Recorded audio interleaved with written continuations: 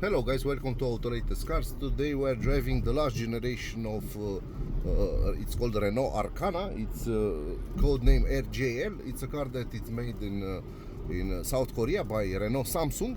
It also sold it's sold in South Korea market, but with a different engine. They also have a 1.6 turbo engine, previous generation, because the emissions norms are quite different compared to Europe. Today we are driving the 1.33, and as you probably see, this is the mild hybrid version. You will see under the RPM meter on the right, you will see the black green car.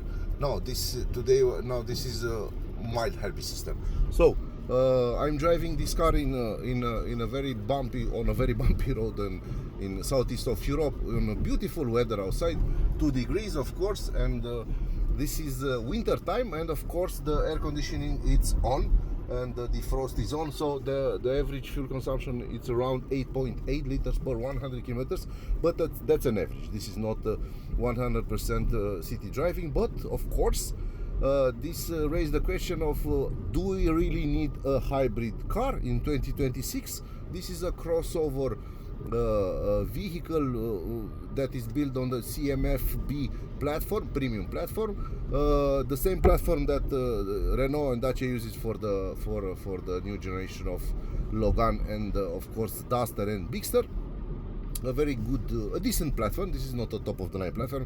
It doesn't have a 5-star Euro NCAP safety feature, but when we are talking about Renault cars, they are safer than Dacia cars.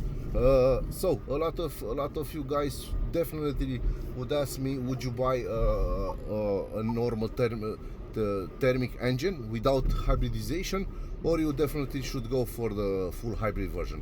This car is also sold on different European markets with the new hybrid 1.8 155 horsepower, and of course the last 1.6 from Nissan engine, 145 I think, I presume. But the real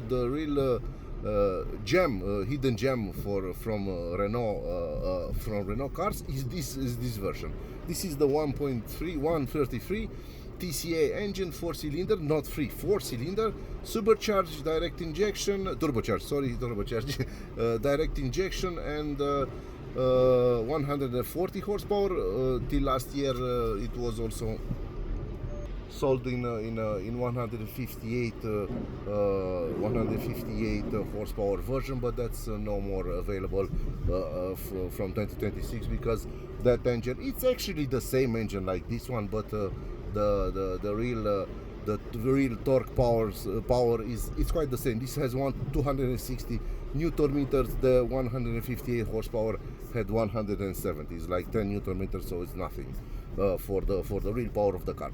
So this is somehow the detuned version of the 1.33 TCe, a better engine compared with the previous generation 1.2 TCe. That was awful from all points of view, and Renault knew that, and I don't know, like 10 years ago they developed this new 1.33 turbocharged engine, an engine that is mounted also on Dacia cars, Renault cars, and don't mind on Mercedes-Benz cars, A2250. It's a plug-in hybrid version of the A-Class, and it has the same engine because it's called M282 by Mercedes-Benz. It's also been made in Germany. This engine is made in Spain for even for Dacia, even for Renault, and Nissan has the same engine.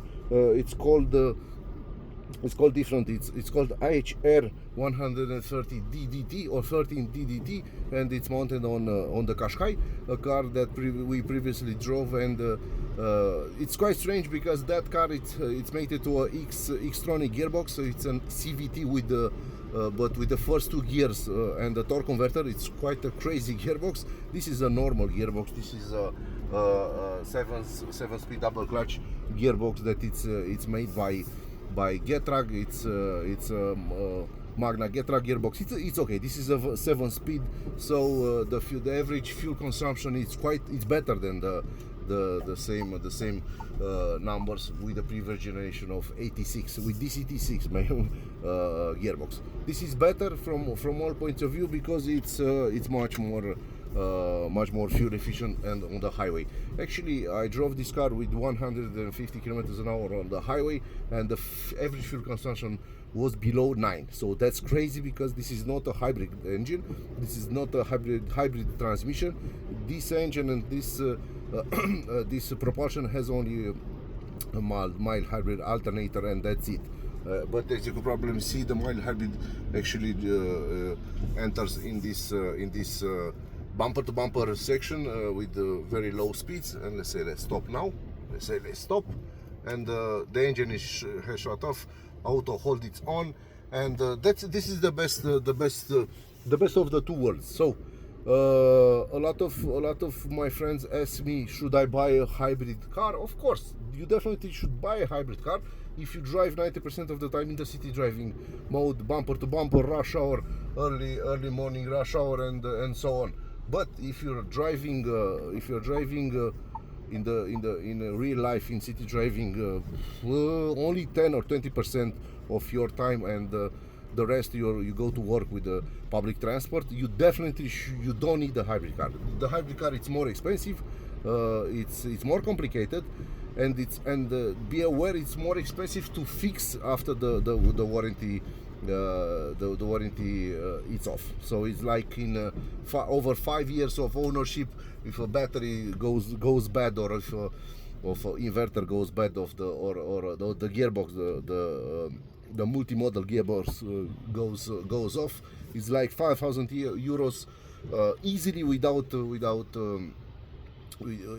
with this. So with this engine, if something goes bad, you have only the turbo, but the last generation of turbos, this generation of turbos are quite good, and they're quite reliable. They could go around 200,000 kilometers or 300,000 kilometers with these if you change the oil regularly. And this is an Autolatest car.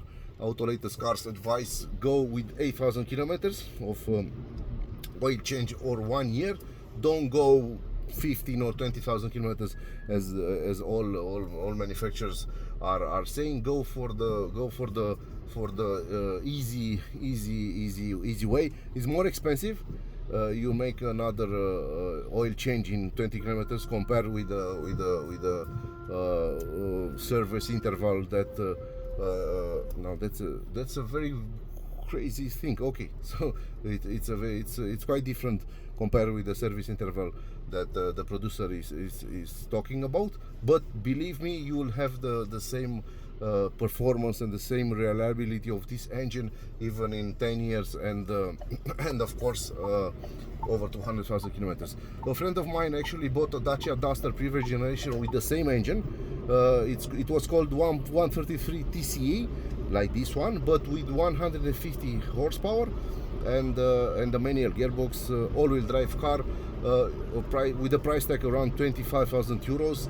And when he reached 10,000 kilometers in, I don't know, let's say 11 months or something like that, he went to Dacia dealership and said, I want to make to change the oil, I want to pay, and the Dacia service told him to come next year. So 20,000 kilometers and 20,000 kilometers and of course 2 years.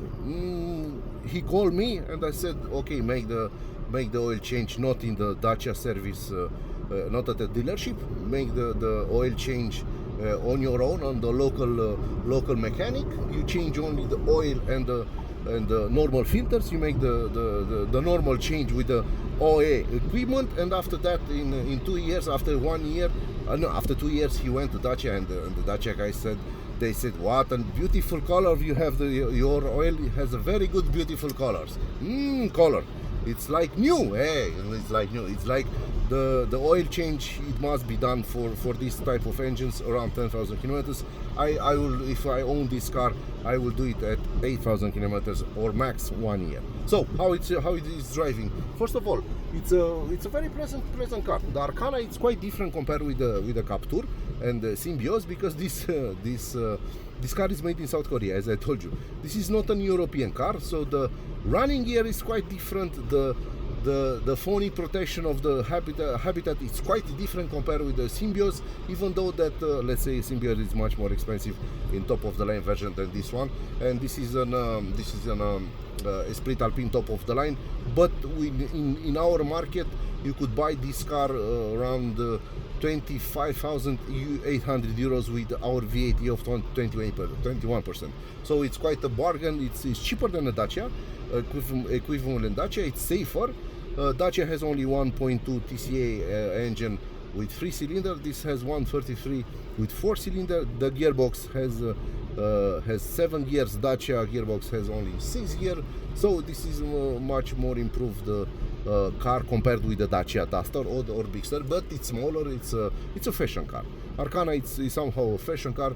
You don't have a rear wiper, and that could be some problem on this beautiful weather in southeast of Europe in February 2026. But even though it definitely you should definitely drive this car. Don't mind the guys that actually says that the first generation of Arkana weren't so beautiful from build quality. This car is quite beautiful. A lot of some materials. The touchscreen is decent, and the right handling is better than a Dacia, better than a Renault Captur, and better than a Renault Symbioz with the same level of equipment. And this is a plus. And of course, it's not made in France, it's not made in Europe, so the build quality of this car is better compared with all Renault cars that are sold in this moment.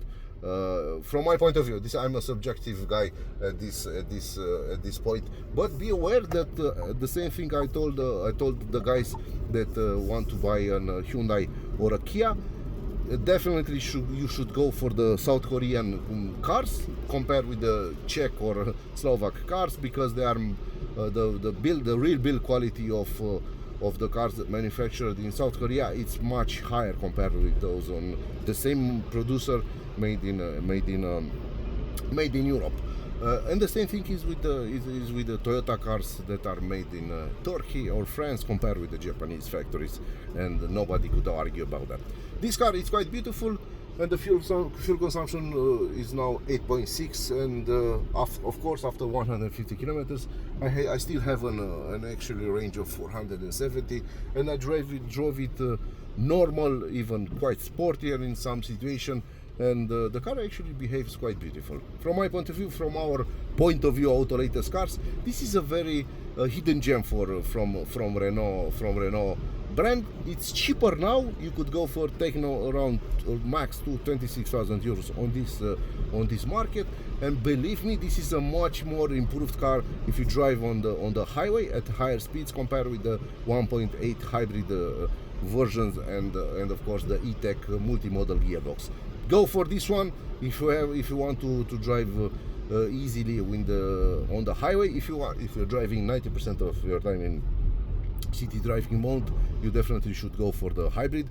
But as I told you, a lot of you guys don't drive your cars on the city